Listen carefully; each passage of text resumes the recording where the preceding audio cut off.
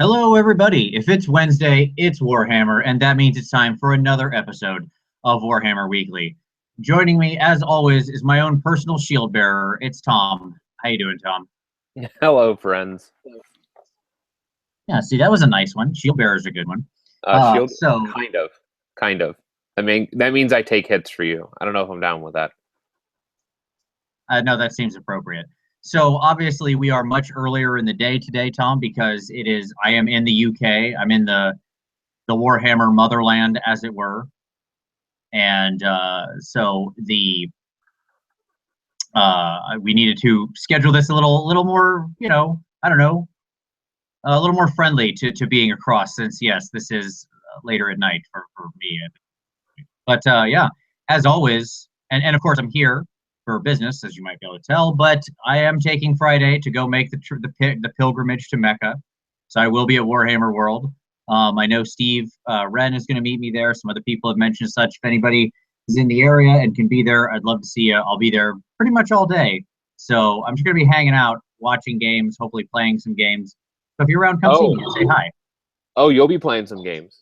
Yes. Because Steve sent me his list of models, and so I've actually made your list for Friday.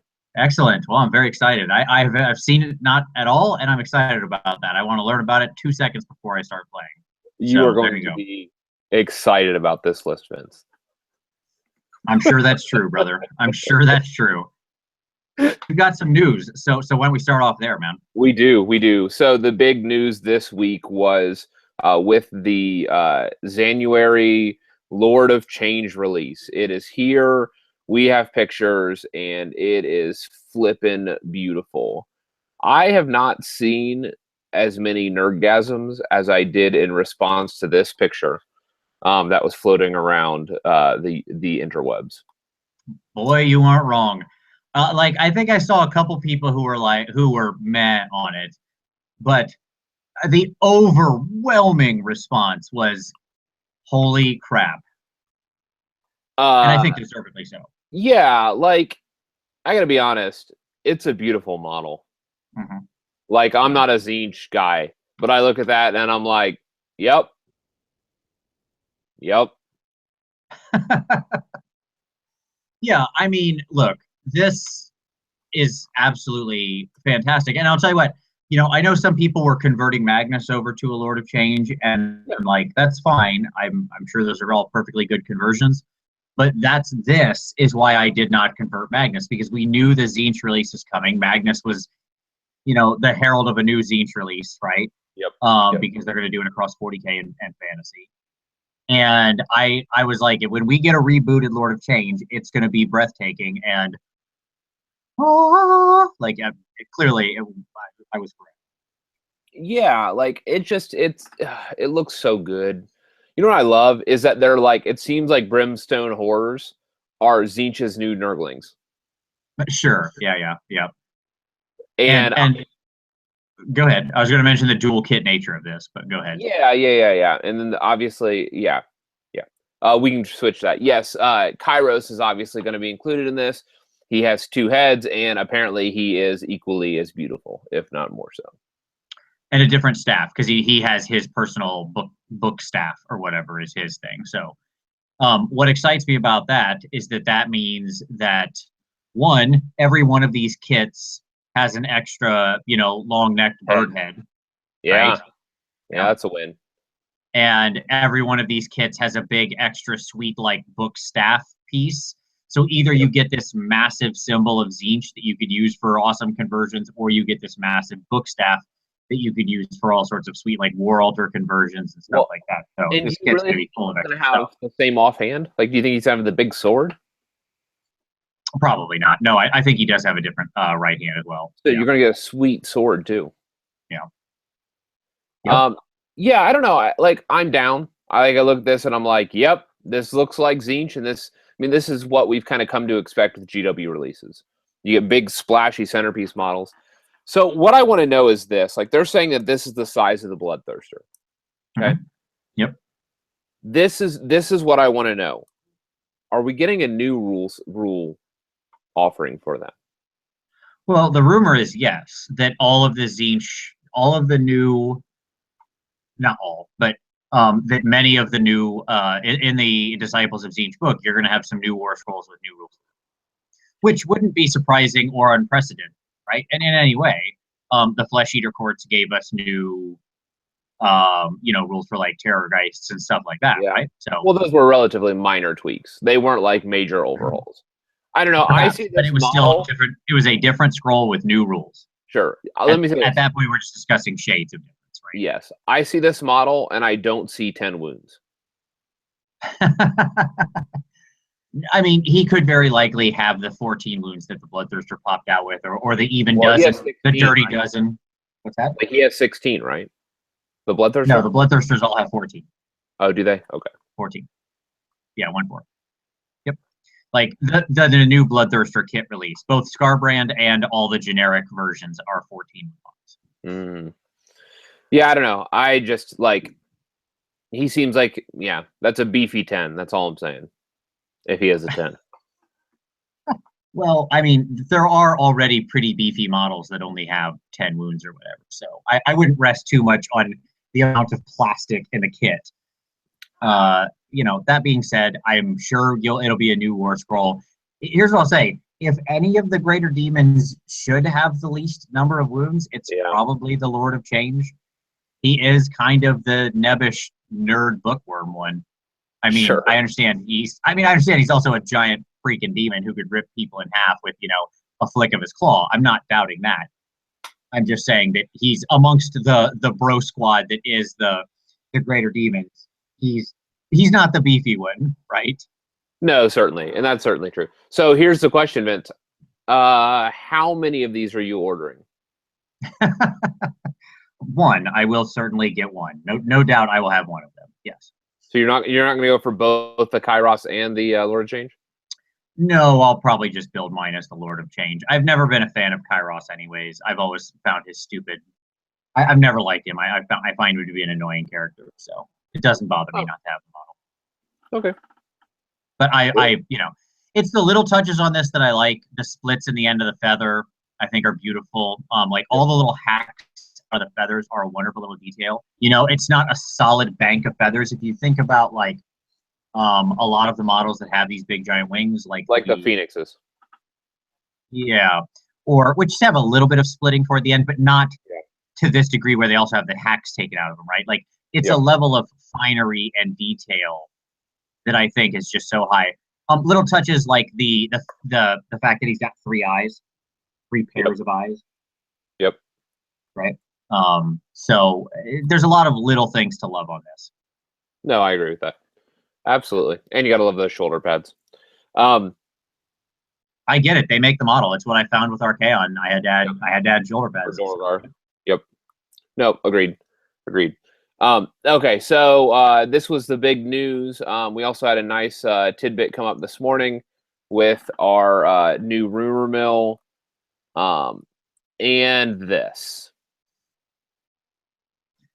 Yeah. All right. So what we seem to have here is a gun, right? Like you can see the grip of the gun. Yep. The gun is clearly arrayed in some Sigmar-ish script. We've got the little, I don't know what that is, triangle and the letter E. Yep. Upside down letter E. Yep. Then a very strange, like grippy, clippy holster, right? So are we looking at a grapple hook or an axe gun? That's a good question either way. I am not sure. But we are definitely looking at some form of gun, and then a striped haunch behind it with feathers. Right? That being the key. Yeah. Those are the key elements. Yeah. So you've got theories, Tom. I do. I think this is a mounted character on a big bird dog. And I want to say, given the axe gun, that it's probably a dwarf. So you're saying that we're getting the mounted sort of cavalry style dwarves. That's what you think is finally coming after all this time. Potentially. The other thing that it could be a possibility is that we are actually looking at a King Llewellyn rode what? Was it the hippogriff? Yeah, he rode a hippogriff, yes. Hippogriff. We have these. We talked about the air cavalry or the air, like the blimps for the steamheads. There's one possibility would be that you have a bunch of like hippogriff style mounted cav, like dwarf cav. Or you just have bird dogs. So you have large, whatever they're called, griffhounds, but not hounds, like hippogriff, like, or what are the full free people cav size stuff is? What are those again? Demogriffs. Demogriffs. Yeah. Yeah, you could potentially have a demogriff or a full hippogriff. I don't know. I'm leaning towards something along those lines. I think obviously we have cav, and I think it's a dwarf mounted on it. Yeah, I don't know. I'll tell you, man. I'll openly admit that I'm wish listing with this guess. Okay. Yep. But that moon/circle symbol on the holster of this pistol is the same as the belt buckle on the Excelsior War Priest. It is. Right. Yep. Who is a devoted of Sigmar aligned character. Yep.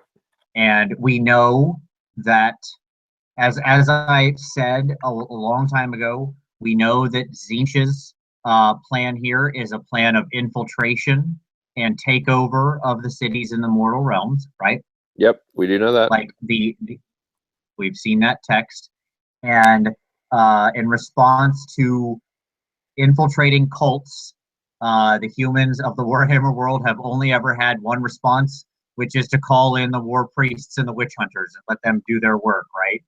Yep. To burn them. So, yeah, I mean, I would love to see and also that thing up in the top right.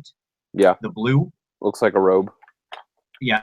Well, I'd say it looks like a cloak hanging off the back of a model, right? Yeah. Yeah. And I don't see dwarves with a lot of like long, blustery, blowing cloaks like that. I'm not saying it's impossible. That's true. That's true. You don't see that as much. And so, but you do see, like, oh, I don't know, let's say the Excelsior War Priest with a big, long, flowing, blustery cloak, right? I mean, that's, again. So you think we're looking at devoted cav? That's my shot in the dark, admitted wish list hope that it is a cav, and that this is a release a couple months from now, because we know they spoil this stuff fairly far out. Yep. And that in response to the uprising of Tzeentch, since all the human cities retained in the campaign over last weekend, when their cities start getting infiltrated, they respond back with guns and steel and faith. There you go. Yeah, I could see it. I mean, yeah. But why does it look like an axe? See, I think that's just a weird grippy holster. I don't know. Because like it feels too rounded. Like, I mean, we're at such a tight angle, it's hard to say. To me, it just feels like a strange holster for the gun. Huh. Like a techie holster. Yeah. Like it's holding the gun in place very, very tightly while the creature is flying around. Yeah. Right? Yeah, I don't know. Yeah. It's a tough call. I think this is definitely AOS. I don't think that this is 40K. No, I would agree with that. So cool. Yeah. That's those are the two big news pieces. We have a little bit more this week. The financial report dropped. I'm not going to pretend like I'm a financial analyst, but what I will say is that it looks like profits have been up this round for GW. Obviously, some of that is coming from the new licensing from Total War. But other than that, things are looking better than they have in a long time. Would you agree with that assessment? Yeah, I would. Like the report was for the most part very, very positive. Sure, there were a couple spots where clearly more improvement could be necessary. Yep. But like I was reading, I like to read the articles in like legitimate financial press. Yep. That talk about it. Like Financial Times. Yeah, because they don't have a horse in this race for the most part, right? Like all they care about is whether or not the company is doing well. Yeah, they're not spinning it with regard to for like fanboyishness. Yeah, exactly. I mean, for the most part. And I'm not saying they don't have their own agenda or Sure. point of view, but for the most part, they were very positive about it, and it seemed to read to the in the think pieces that I saw as being an extremely positive sign. Okay. So I think that's really good. It's exciting. Yeah, I mean, yes, I think it shows they had a good year and that their new product lineup has been very successful, which I don't think anyone would be surprised at this point.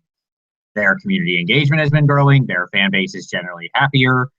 They're making products people want to buy. I mean, we just covered one at the start of the show. Yep. So, and that's a big expensive kit that plenty of people are going to go out and buy, including me. So It's true. there you go. I mean, I think at this point they're going to have to just keep their licenses running well and keep making good armies, and if they keep doing that, they'll probably be fine. Again, I don't pretend to know the nuances of running a multi-million-pound business, but Sure. it's seems like they're doing all the right things. Agreed. And then finally, just a reminder for those coming to the events, GW is going to be at the upcoming events like LVO and Adepticon in the coming months. And I know at least with Adepticon, they're bringing trophies. So if you have not signed up for some of those events, I think there's probably still time, at least for the Adepticon, if not also for LVO. Very phallic trophies. Yep. Decidedly so. Well, But yeah, maybe that's super cool. they're making a comment about competitive play and the types of people who are winning those. I don't know that I think they just had a fun image and cast it. But yes, they cast some very phallic trophies. But yeah, that's going to be sweet. Obviously, they're going to be there in a big way. I think Adepticon is going to be absolutely amazing this year. We've said it many times, but I'll say it again. If you can get yourself to Adepticon this year, you absolutely should. And that's not just because of GW's presence, but it's because of all the other people that are going to be there. There's going to be a huge presence for both Age of Sigmar and the Ninth Age there. It's just going to be, and obviously 40K will be ridiculous this year, as always. Oh my God, it's going to be massive this year, as though it was in the past. It always is. So, if you're a wargamer and you can get yourself to Chicago, just do it. Don't ask questions. Just do it. Even if it's only for the day. If you're close enough to stop down for the day, do that. It's worth your time. Tom. See, I'm addressing Tom now specifically. Because yes. I know. I brought it up to the wife again. We'll see. We'll see what happens with that. Keep working it. Yeah. Always. And that's the news. We got a nice tight news show today. Wow. All right. Yes, this will be a somewhat quick show because we both have some other stuff we've got to do, but we're gonna give the full content. It's funny that our quick show now is longer than what our show was when we started. It's when true. We kept the tight hour every time. But hey, whatever. All right. So let's go right into some pick of the week, bud. So what do you got? I just like this week, stumbled upon the GW video from Warhammer TV. Duncan's look back of advice over 2016. If you have not watched this video, it's about a minute long. It's another humor piece by GW, and you can probably guess what Duncan's review of 2016 would look like regarding the advice that he gave over 2016. Nice. Lots of thinning paint, I'm guessing. 2 thin coats, in fact, for an entire minute. There you go. That's it's pretty great. Yes, I've seen the video and it's pretty fun. For those that have not go ahead. No, please. For those that have not caught the Warhammer TV video from this afternoon or from earlier today, the narrative player, the narrative players are good friends with Duncan, and he named his general after Duncan, and he deployed today in 2 thin lines. That's awesome.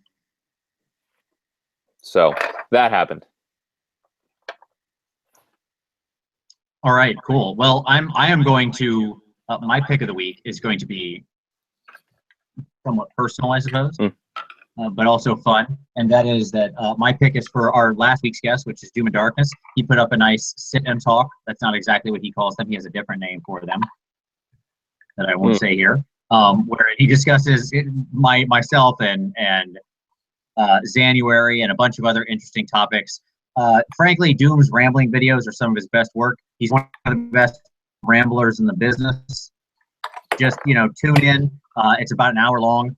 It's the if you've got say an hour to paint, which I know a lot of people often have an hour to paint, and they do so during our show, which is great. I hope you're all fighting the war against the gray out there actively. But if you are, if you need another hour of content, this is a great way to fill an hour. Let me just say that. So I'll link Doom's video down below. All right, so let's go to some hobby time. As Tom, I can't help but notice you're messing with some kind of building. Yeah. So I'm still working on my army for Holy Havoc, and I'm working on my board, and I'm going to be doing some terrain. And so I'm attempting to assemble the Dreadhold, some of the Dreadhold stuff that I have, because if you remember from last year, I bought the Hellfort and a bunch of sprawling terrain.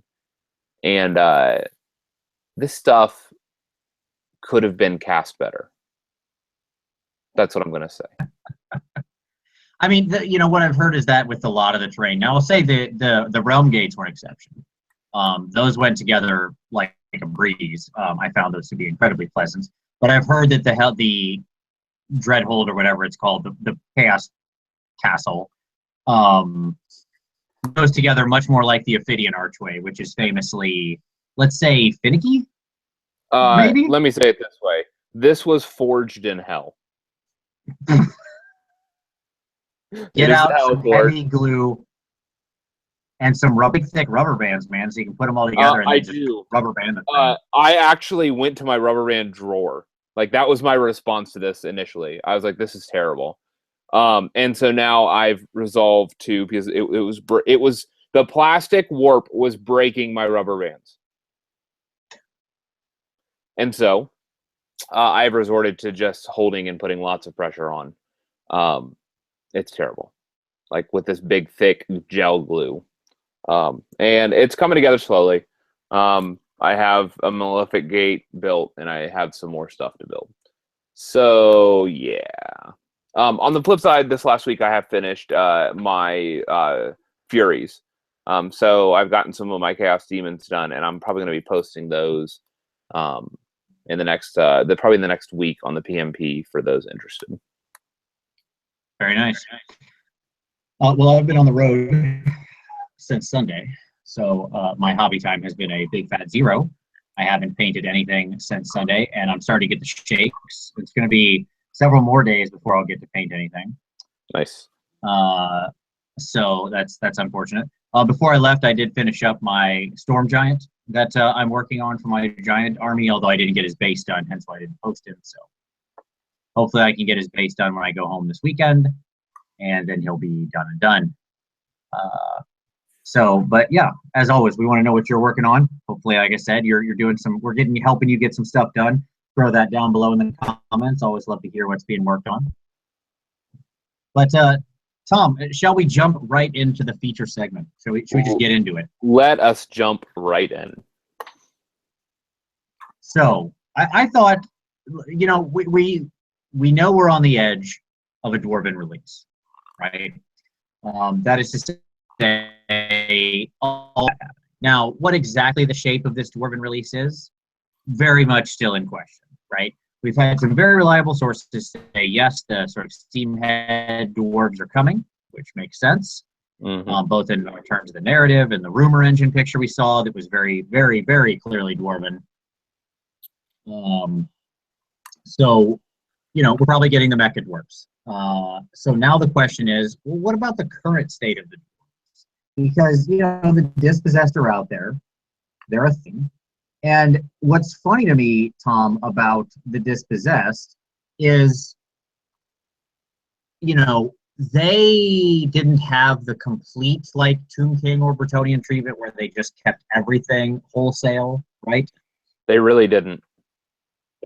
They didn't. I understand, but at the same time, you do have to admit that they didn't get broken up as much as say the what was High Elves. Certainly, right? certainly. They just lost all of their war machines to the Ironwold Arsenal. Exactly. So I thought we'd talk about the sort of current state of the Dispossessed because they showed up in a recent competitive game too. So you watched that game. I did. Well, let me just restate what I just said. I said they lost all their war machines, and that's true. That was the hallmark traditionally of the Dwarven army for the last however many editions. And so now what we have left of them is infantry.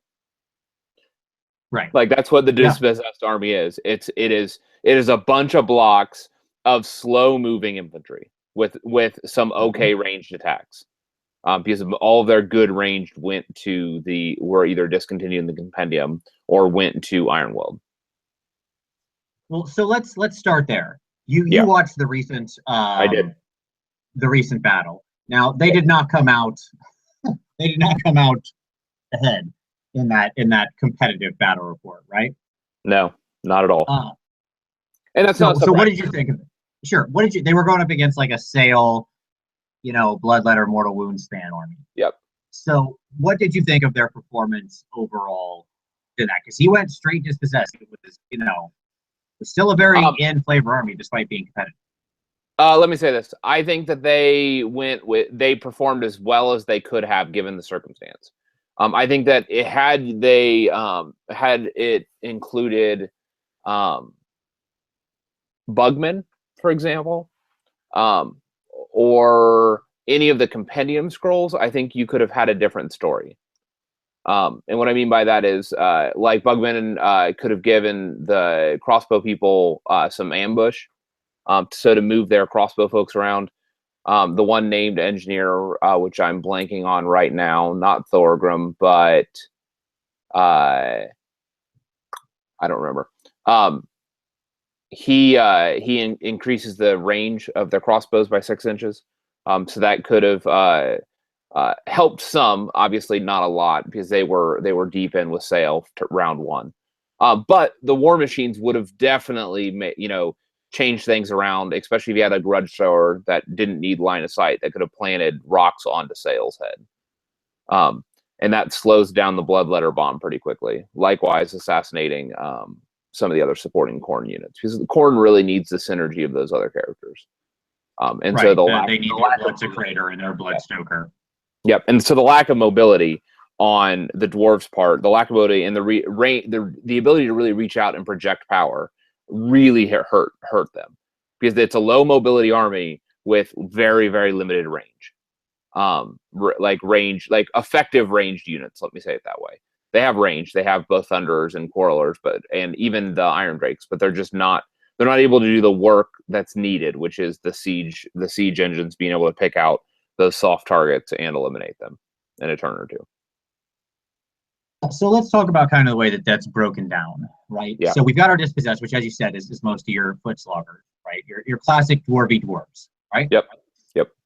Now, in there, both like what the warriors and the Longbeards are the battle line. Yes. No. Yes, Longbeards. Yep. Right. So it makes me wonder, like you could, which I believe he filled out his battle line with Longbeards or something. I don't remember his exact makeup. I think he had a unit of warriors as well. Like he had some chafe units of warriors up front. Okay. Gotcha. Yeah. So it makes me wonder, why not include a few guns? Because it's not like he needed to be declared to solely Dispossessed. Or why not multiple heroes? Right. So the reason why is that Longbeards can allow heroes to trigger all command abilities within like an 8-inch radius. And so that suddenly, I mean, and let me just say this, what really hurts dwarves is they have one commander in the current scrolls.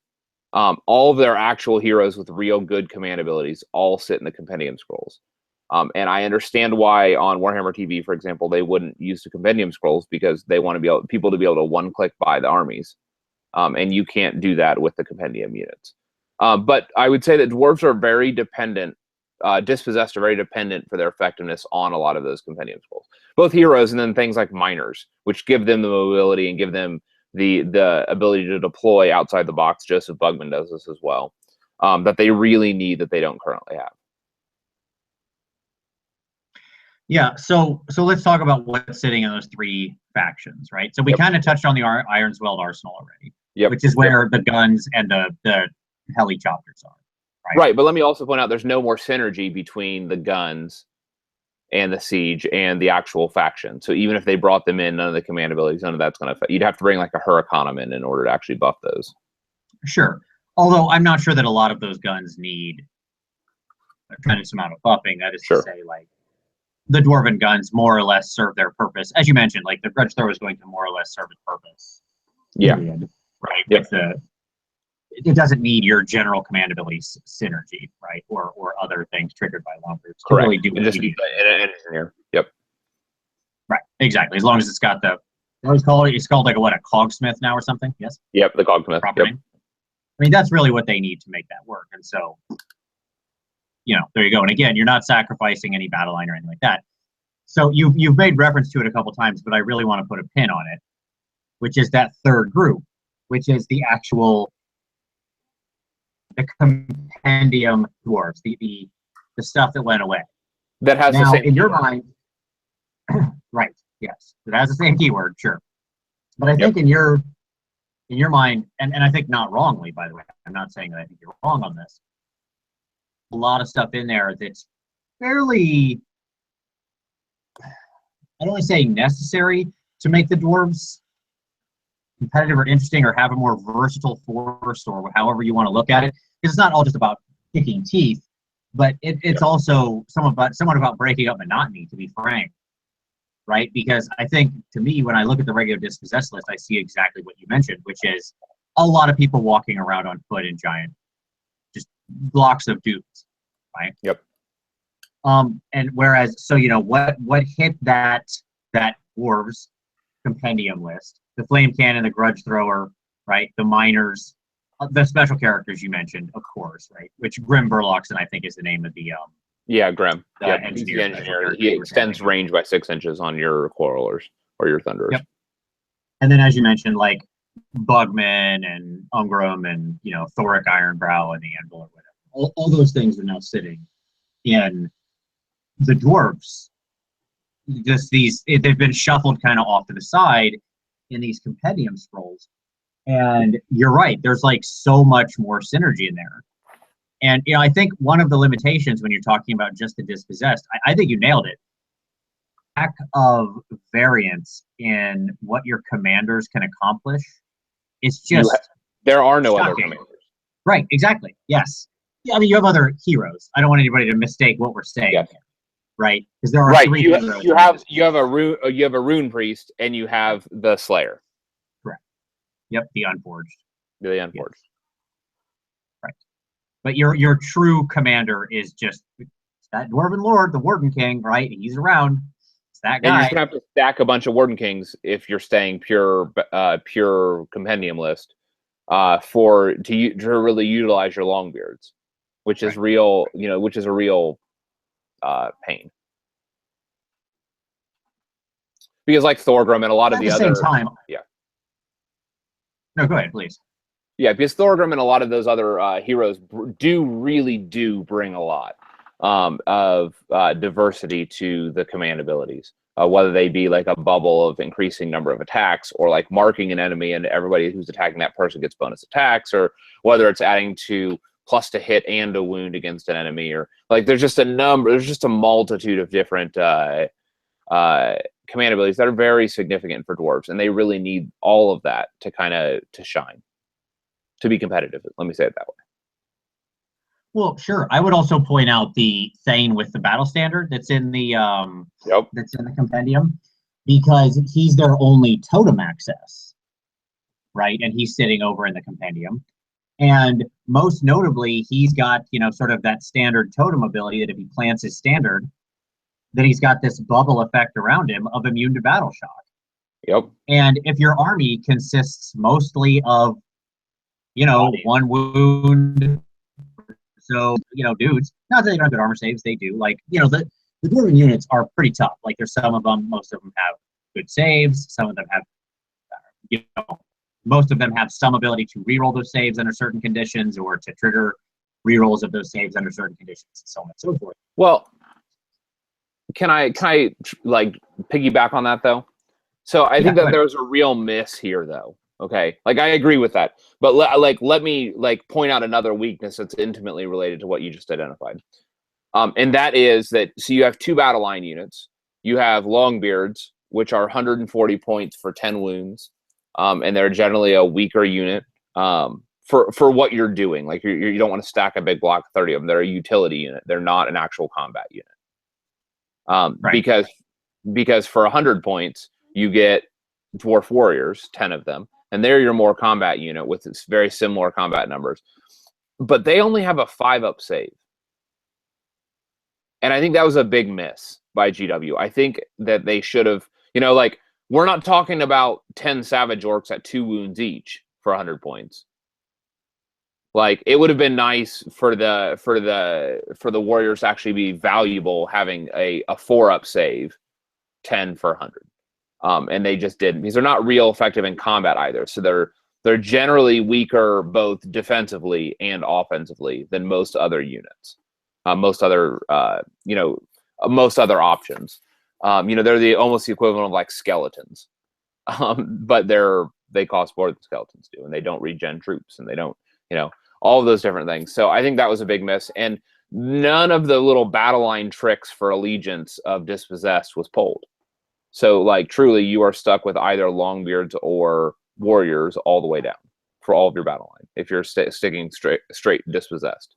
Like there's never an option to add Ironbreakers. There's never an option to add Hammerers or like it would have been nice if they would have said like if your general is X, you know, like if your general's well, that's the problem. Let me just say it. You can't say if your general's the engineer, then Iron Drakes are your thing, because the engineer's been pulled out of the battalion. Right. So there's nothing else to really do this to. If your general is the Slayer, well, the problem is that Slayers aren't in the battalion anymore, so they can't go battle line. And so there's just really no way to get battle line elsewhere. And so it's just a very rough go for a straight Dispossessed army. They're just very pigeonholed into what they can do. Now, that said, I was very impressed with how that individual piloted them in that match play game. Because he positioned his front line in such a way that by charging that front line with the Bloodletters, it forced let me say it this way, it allowed the Hammerers to step up and just really pummel that unit. So, it was just great positioning, great tactics. But the problem is that like if that's all you have, that's a problem, because any other army can do a similar thing with regard to positioning and accepting a charge. So I don't know. So I think one of the other problems when we talk about what got buried in the is most of the actual like utility command abilities or things that are a little more all sort of purpose, or even things that really make your hammers more hammery. Like the generic Warden King ability isn't bad. It's the pick a single enemy unit and get 1 to wound, right? Yep. Okay. Yep. That's fine. Like I'm not saying that's bad. Bonuses to wound are always pretty good, especially when it's add 1 to wound rolls, and you know then you can get into other things if there's anything that ever triggers off on roll X or higher to wound. Which dwarves don't have. Sure, I understand. But the problem is that command ability itself is very limited, because what if your unit's fighting 2 enemy units, right? Or what if you put that command ability on something, you mark, and then it's out of a fight, right? And another unit sweeps in, right? Like these are pretty common tactics, yeah? Yeah, it is. And the problem is then your command ability just got nullified, right, by moderately clever play. Whereas if you go out to the compendium, like say Ungrim or something, right, who who simply works on all dispossessed. You pick a friendly model, and like bing bang boom, they get +1 to hit and wound. Right? I mean, that's doesn't matter who they're fighting. Doesn't matter how many people they're fighting. It's just working, right? And so, this is the kind of thing that, like, I think the real utility, the variance in command abilities, you really, really feel it. So it's not just that you don't have a number of them to choose from. It's that is even what you would want in your game plans for a fairly defensive army. It's often going to be taking charges, right? And can't pick their battles as much as other forces might be able to. It goes back to that high mobility thing, right? They need command abilities that actually suit their playstyle. No, that's a good call. I think that, like, when you look at, I think one of the sort of hidden elements of good synergy is when not only is the command ability good objectively, right? Yeah. Which is fine to examine in the void. Take the command ability and place it against, like, okay, well, how does this army tend to play? Then that's, there you go. And dwarves are still a somewhat unidimensional army that never shifted, right? They're still mostly a bunch of slow dudes who are going to be, fairly tough and aren't going to pick their fights very much, and aren't going to be scooting all over the board. So, let's talk about those minors, because I know you love the minors, right? I do. All right. So I'll explain to everybody. I'll pay 120 points for them any day of the week. Yes, explain why. Because I think the minors are one of those hidden gems, because a lot of times people don't even see the compendium. I mean, Tom, how many times have you been surfing on, like, Facebook and one of the Sigmar groups or something, and seen people ask about where are these units, and they don't even look in the compendium. Right. Oh yeah, I just helped somebody with this with regard to Empire units. So why do you love the miners so much, and why are they such a vital piece to the army? Like, what role are they doing? Yeah, so it's funny. So let me just open by this. A lot of scenarios are based on objectives and based on getting out and hugging an objective and establishing kind of like a beachhead there. You really need to get people out in front to do that, to claim that, to contest it, at least initially, in order for your slow troops to catch up and kind of, engulf those and, support those positions. And miners can do that. So for at 120 points, you're getting 10 of them. You're also, by the way, getting a mule, which is a 2-wound model that really can't do a whole lot. So you're actually getting 12 wounds for 120 points with the same defensive stat line as those warriors, those battle line warriors. But the advantage is that when you deploy them, you're going to deploy them off table. And then during any movement phase, they just surface, and you can set them up on the battlefield more than 9 inches away from the enemy movement phase. So they are like all the Skyr units that are popping up, only they just do it automatically. There's no roll. There's no chance of getting lost. You just deploy them 9 inches away. And in general, you want these guys deploying on points. And they have some really bad ranged attacks.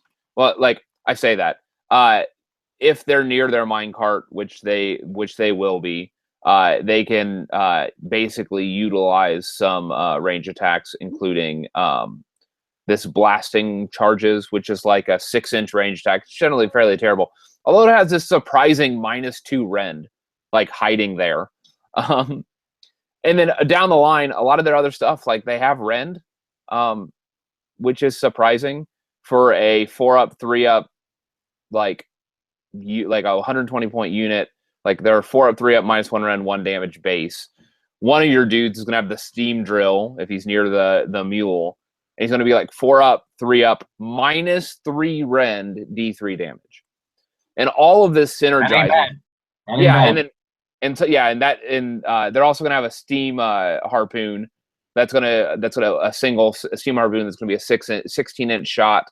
That's going to be 4-up, 3-up, -1 rend, D3 damage, and all of it is synergistic with those command abilities. And there are multiple commanders in the compendium that are adding additional attacks. Right. Yep. And so suddenly, like, some of these are begin to do some real work at 120 points for 10.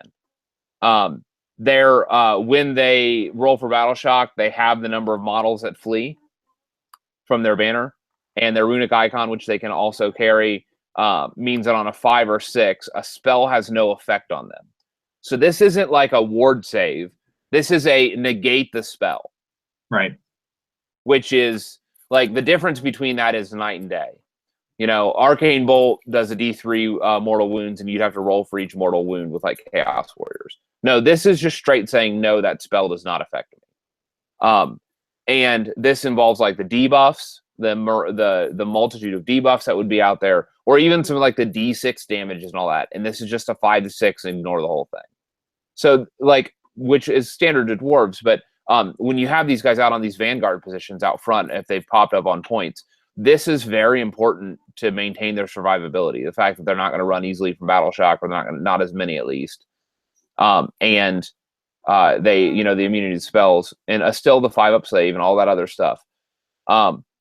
Like, they can do some work. You know, let me say that, especially if they're popping up in a block of 30 models. Yeah. No, I agree. And your point about the synergy of the +1 attacks, I'm glad you mentioned it, because yes, there's a couple different commanders who can play with a number of attacks in the compendium, and on a unit like this, it gets really scary, right? Especially when you're dealing with those single crazy attacks that are things like the -3 rend attack. Any additional -3 rend attacks are good. Period. End of story. Right? Yeah. Like, that is gold. Yeah, and you're going to send this dude in, like, whoever's your steam drill carrier, you're going to send him in at their monster as their monster comes barreling into your miners. And if that unit's buffed up, like, that's going to open some eyes. You know, if this guy's getting 3 attacks on a monster at -3 rend D3, like, those miners are going to do some work. Yep. No, I agree. So, I mean, these guys really are gold. And I think that they are essential to competitive dwarf play. And they, you know, they're in the compendium. Right. Yeah. So, one more thought about the compendium scrolls, because these guys are all still dispossessed, and all of these. That's the other thing that's funny. As you mentioned it, you kind of offhandedly mentioned it, but I really want to put a fine point on it. Right? Is that these compendiumed dwarves, the command abilities still reference Dispossessed, right? The actual new faction. So there's actually no synergy hit here. We just sort of split the army cause. Yeah, what we did was we axed all of the fine cast and metal models. That's what happened here. Right. And miners, which for some reason are still sold on the website. Like, let me point that out. They haven't been discontinued. Right. And they are plastic, yet they've been relegated to the compendium. So here's my. Oh, go ahead. Yeah. Go ahead. All right. So here's my other question: best war machines actually in the compendium as well? Yes. I agree. I just wanted to see if you agreed. Yeah. No the question flame about cannon, it. Right. Yep. The flame cannon is a mini hell cannon, right? I mean, effectively, because it can pretty easily burn for 2d6 mortal wounds. Yep. Right. Yep. And it's a pretty 180 good range, points, not 300. Right. For 180 points, you're getting something that has a pretty decent shot at mortal wounds, right? As long as there's an engineer. Yep. The one engineer can buff multiple war machines. Yep. Okay. And the grudge thrower can fire 2 rocks and doesn't need line of sight. And again, it's, you know, hard enough. And by the way, can grudge a particular unit, meaning it gets to reroll its hits and wounds. Yeah. Yeah, like the grudge thrower is my MVP out of the whole dwarf scrolls. Like, I love me the grudge thrower, and I would take 2 of those in a game without even blinking an eye, without even batting an eye. Especially because they're dropping 3 damage at -2 rend with rerolls, right. Like on the target that you need them to, which is the key. Yep. It's just so good. It's so good. So many armies right now have like a component that they need for their synergistic plan to succeed, right? Yep. And Like, this thing is like the super assassination tool of the dwarves. yeah, they're like, oh, Cunninruck, come on down. Like, I dare ya, with its 40-inch range, and not need for line of sight. So it's going to sit behind something, behind a cliff face or whatever, where that Cunninruck would have to like run around a mountain and double back in order to actually get within range of it, a line of sight to shoot at the crew. Right. It's so good. I would say the other thing I want to highlight from the Compendium Scrolls that, in my opinion, are a hidden gem are the Slayers. So they're 5 for 60, so 10 for 120. They're a little bit more than the Warriors, but they're base 2 attacks each at 3 up, 4 up, 1 damage. Okay, so not stunning, not fantastic, but again, 2 attacks for 10 models for 120 points. But they're immune to battle shock if they can see a monster on the table, an enemy monster on the table, which they normally will. Like, you just need 1 model to have line of sight to any enemy monster. So a very large percentage of the time, this unit is going to be immune to battle shock. They're going to add +1 to any wounds if they're attacking a target that has more than 1 wound. Okay, so which is not difficult to do. Let me say that. With all the things, especially in the modern world, there's so many, like, just everybody having 2 or 3 wounds. Savage Orcs, Chaos Warriors, all of these base troops are 2 wound models. So more often than not, they're going to be two attacks at 3 up, 3 up, no rend, 1 damage. And if Ungram's within 8, they go to 3 attacks base. Right. And as already stated, I think Ungram's command ability is one of the better command abilities. Agreed. Other than the attack increaser for certain cities. Agreed. Super strong. Yeah, Ungram's, by the way, for those that don't know, he adds 1 to hit and wound for 1 dispossessed unit. So Ungram would actually make this group 2 up, 2 up, 3 attacks. And they're 10 for 120 points. Like, it makes me want to just drop a block of 30 of these guys, and more often than not, they're battle shock immune. Drop 30 of these guys into a force. And I didn't even mention that when they die, they basically have the chance to, on a 4 up, they do a mortal wound before being removed. Yeah, they have that death blow sort of thing. Yeah, so a block of 30 is going to do 15 mortal wounds before you remove all the models, on average. I'll take it. Like, for 10 for 120 points, to me, that is certainly worth it. Well, here's why I actually think I think you're totally right, but I'm going to highlight a completely different use for these things. Okay. Yeah. I think you're right. You could take that brick of 30 and make it into actually a fairly destructive glass cannon, a sort of suicide bomb, right? Yep. It's certainly gonna mess up the unit you push it into, assuming they're not like super high armor, and then the mortal wounds will still certainly work. But to really have it work, you want somebody who's rocking 4 or 5 up saves. Yep. Anything higher than that, and these guys get sketchy as far as their effectiveness goes.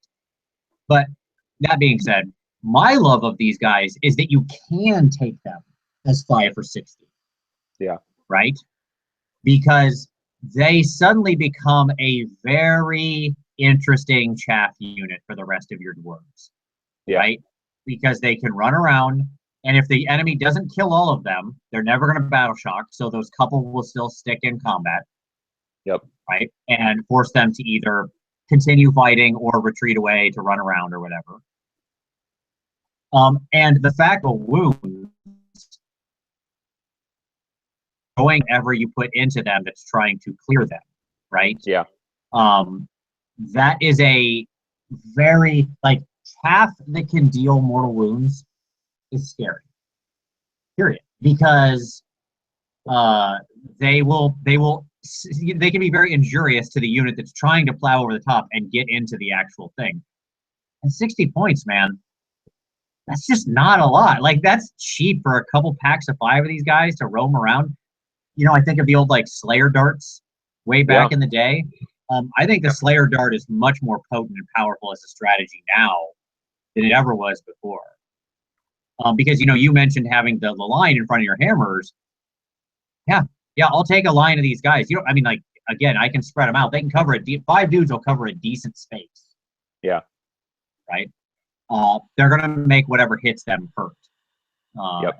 And by the way, chances are, since they're chaff, you also have to think about the way that combats actually play out, right?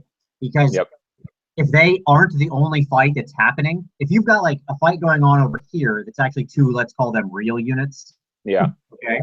And it's the opponent's turn, and they charged you and hit one of your real units with their real unit. A 30-on-30 match. And then there are other models, they put a block of 20 or 30 or something into this chaff. Who's swinging first? Right, they're going to choose the real models, and so your chaff are actually going to get their 10 attacks or 15 attacks exactly off. Yeah, and actually maybe do some real damage. Yes. So like you can even further increase their value with some smart play of like forcing combats, right? Yep. Or force your opponent into not taking charges they don't want. Like it's winning all over the place for you, and it forces bad decisions. Yep. And pain for trying to just get at your force. Yeah, so to me, Slayers are a hidden gem that you really haven't ever seen on the competitive circuit. Agreed. I totally agree. All right, so what is the actual? Let's go to the solid Dispossessed. Okay, yeah. Like just what's actually marked in there as Dispossessed. Even though, as we said, all of these things are point of fact Dispossessed, right? Despite how they've been divided in the yeah. So what are your actual stars in the regular Dispossessed? Like, what are the units you actually think are worth it in the real Dispossessed? Is it Iron Breakers and Iron Drakes? They're so expensive. So Iron Breakers, say what? You're not. Yeah, I mean, so what I would say is this: Iron Breakers, I think, are a star because at 160 points for 10, like I can afford them, and they're gonna do their job. Like they are gonna be a wall with which they stop the enemy. There are, and let's real quick dig into that because the story is very simple. There are 4-up save unit that if they activate their shield ball and don't charge, right? Which there's plenty of scenarios where that can be the thing you do. We've talked about Dwarves being the ones to take charges. They reroll all failed saves, and their armor gives them the sort of, I would call it the Lizardman ability, right? Because that's who true is, where they ignore any rend if it's not -2 or better. Yeah, can I go ahead? Go ahead. Well, go ahead. Yeah, it's not related to them, so let's finish up on them, and I want to jump back to something real quick. What my point is simply that, like, what that means is you've got like 4-up rerollable saves ignoring rend. Most rend in the game, because there's not a lot of units running around that have -2 rend. It's -1 fairly common, -2 not common. That's a hell of a defensive wall. Obviously, there are things that will punch through that. They're susceptible to mortal wound spam and stuff like that because these guys are just 1-up or 1 wound models or whatever. But they do have being said, they do their job. They have the immunity to spells on a 5 or 6. So even mortal wounds that do spells, like they do have a resistance against that. Sure. So early on in AOS, my friend and I, one of my local players who plays like a big heavy infantry Seraphon army, came and we fielded our scrolls based on one of the comps. I forget which one. But I basically took all Iron Breaker. This is before match play. I took all Iron Breakers and Iron Drakes, and then like a support battery of heroes, like a utility thing of Longbeards, and then a bunch of heroes, and then like a Grudge Thrower and a Flame Cannon. So basically everything we've talked about. And I set up, and he started with over double the models that I did. Okay. And most of them were like Saurus warriors, so they had good saves and all that. And couldn't, Rend wasn't going to bite into them at all. And very few of their models made it through, like, not only to my line, But those that hit the line hit my Iron Breakers and just bounced off. Yep. Like, and that was the game. Like, it was a stunning defeat for him, and he basically didn't scratch anything, just because of like the power that's in those two units between the Iron Breakers and the Iron Drakes. And I think they're pointed appropriately. So that said, I think Iron Breakers are worth 160 points. I have a lot harder time with the Iron Drakes. I think they're good. I don't know if they're worth 200 for 20 or 220. Sorry, for 10. I think they're the most expensive infantry in the game, of like true like 10-man infantry. Like, to put things in perspective, 10 Chaos Warriors are 180 points, and they're at 2 wounds each. These guys are like 1 wound heroes. 200, like, they're 22 points a wound. Let's put that in perspective. Yeah, that's a lot. I mean, at the same time, these guys can double fire a 3-up, -1 rend, 1 damage gun at a 16-inch range, right? That's not nothing. Yeah, and I'm not. Yeah, they are a wonderful killing power, but it's I don't know if they're worth 220. So one of them that I would say, like, normally, like, we missed this, but the Warden King actually, like, we lost something with this current Warden King. Okay. Okay. And what we lost was the fact that the prior Warden King could take a 2-handed weapon. Yep. And so that prior Warden King, let me pull up the profile real quick. We lost 2 things. One, we lost the 2-handed weapon. The other thing that we lost on the Dwarf Lord was the Shield Bearers, which increased his wounds by 2. But that rune weapon was a 4 attacks, okay? I'm sorry, no, the Great Rune weapon was 3 attacks at 3-up, 3-up, -2 rend, 3 damage. That's a lot of damage. Yeah, it was a nutcracker, no doubt. Yeah. And he could be on Shield Bearer, so he'd be at 7 wounds with a 4-up save. Like, this dude could do some work. Yep, I watched one of these get into a Bloodthirster I was running once again, like, where I just mess my monster up. Yeah, and so this is going to lead me. So I think that's a big loss, but this leads me to my next point. The Rune Lord is a huge win on the current Dispossessed list, because that Rune Lord can increase rend by 1. Right. In a list like this that's woefully lacking in rend, being able to increase rend by 1 is significant. And, in that prior, that Dwarf Lord, Great Weapon Dwarf Lord wielder, he would have been running around with -4 rend. Bring on the Star Drakes. Like, that's crazy. It's crazy talk. That is some bonkers rend. Yeah. And so the Rune Lord is one of the wins. The other one that I would say that I love him dearly, but not for the reasons that most people would anticipate. So Longbeards, like, I called them a utility unit, and I stand by that. I really do believe that they're a utility unit. I don't think that you should be taking them in more than, in 10s, basically. So one of the abilities is to turn on the command abilities for dispossessed leaders within like an 8-inch radius. That makes splashing Dispossessed amazingly useful. Because what it allows you to do is to take 1,000 points of your 2,000 points army, use one of those battle line for your to grab some Longbeards. Those Longbeards then can turn in on like the Warden King's command ability, or maybe you grab some heroes from the compendium, and then also grab like some Iron Breakers for your front line. And so suddenly, like, you're cooking with butter. And you're able to mix in, and you're able to run some Dispossessed in other armies. And so Longbeards do that, and the other utility is being able to reroll 1s to wound, which is significant in that radius as well. So 2 units of these guys are valuable. Yeah, I would say just to get ahead of the comments that are going to show up in the video. I think 1,000 points of a 2,000 point force is more than a splash, but sure. But I'll say Okay, they're a good split force. 600 points.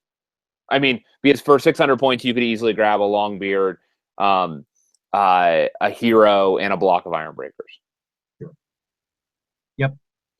Or right, so as we're coming down to the end here, Tom, let's talk about what are the things that need to show up in a new release that the dwarven force is currently lacking? And Well, and so also, do you think that they're going to be synergistic with any of the existing dwarves?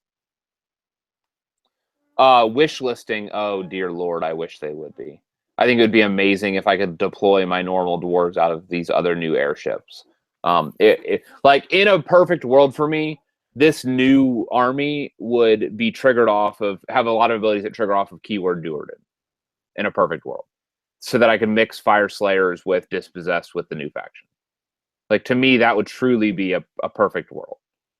Because that would give me a unified dwarf army, or be able to at least simulate one with like maybe a Fire Slayer general, some mobility utility from the new aerial units, maybe with some buffs there, a Fire Slayer general for my Fire Slayers, and then have a Longbeard, able to buff some additional, like trigger the command abilities, So in an ideal world, I would love that. I don't think so. I think it'll be siloed. Don't you feel like some of these units have to come in because It because it depends. contains so much infantry? Maybe. I think battalions could be one way they do that, so that they, like they've been messing around with that already. That could be a one way that it could happen. I think that if anything does come in, like the low hanging fruit to this is the Iron Drakes. The Iron Drakes, if it was like a steam head, like a tech one, I think the Iron Drakes could be an easy include. Does that then bring the Iron Breakers in right behind them because they're the same kit? No, not necessarily. And the reason what I would point to the Sisters of Avalorn previously, just now the Sisters of the Watch or whatever they're called now, which are Wanderer. It's a Wanderers, and then the dual kit for them is Shadow Warriors, and they sit in Swifthawk Agents. So they're not even in the same like elf type anymore. Sure. And that's a dual kit. So I don't think that it would necessarily have to, is what I would say. If we get the mobility, like if we're really going to get airships and that kind of thing, right? Yep. Or something like that. And jump jets. Yeah. Sure. Then do we see a completely new force of dwarves here that is all highly mobile dwarves? And if so, could they just synergize anyway, since as we pointed out, the two dwarves that are there, the warriors and the longbeards, are battle line, they're perma battle line, right?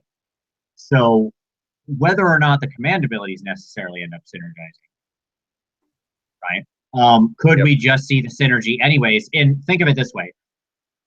In the same way that the dwarves right now, you mentioned, could easily integrate into another split force, right? You take 1,000 points of this force.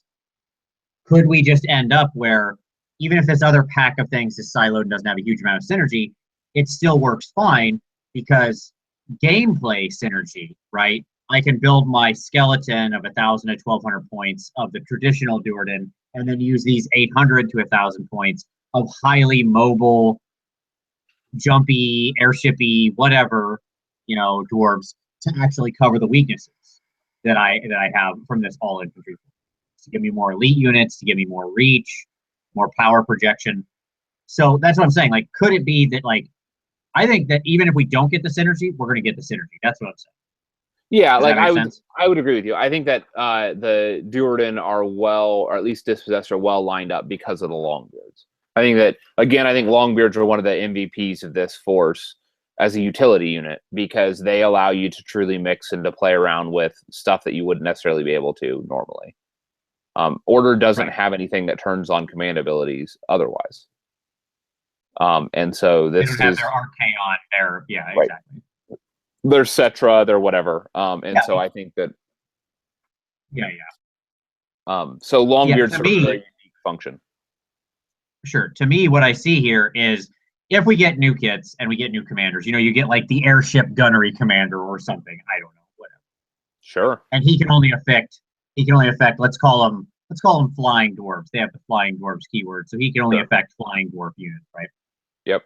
It's not going to matter, because the Longbeards will still be around and will still let you backdoor in a significant dispossessed synergistic force. And what you've effectively got are two independent army groups that are complementing each other's play and then you're relying on like at a more granular level to actually create the rules. Yeah, the other thing that I would say, if we're talking about stealing units, the other one that I could potentially see happening is the Ironweld arsenals, the gyrocopters being stolen by the new dwarves. Yeah, that's a good point. And if that does happen, that's going to raise some questions in my mind, at least, as to what is the significance or what does that mean for Ironweld Arsenal? Because right now, like, you couldn't make their battalion without having those copters in there.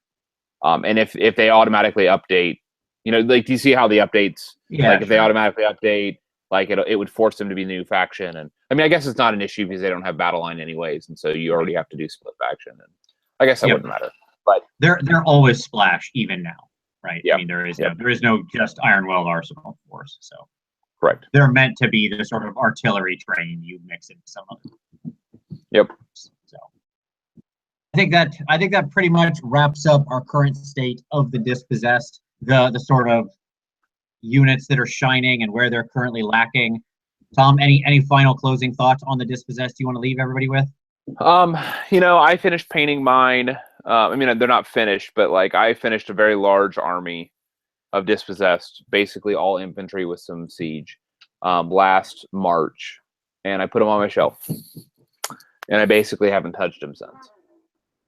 And it makes me kind of sad, and I wish I would, but I look at the numbers, I look at, they're just not competitive in their current format, especially, I mean, let me say this, I think that they could be competitive. They're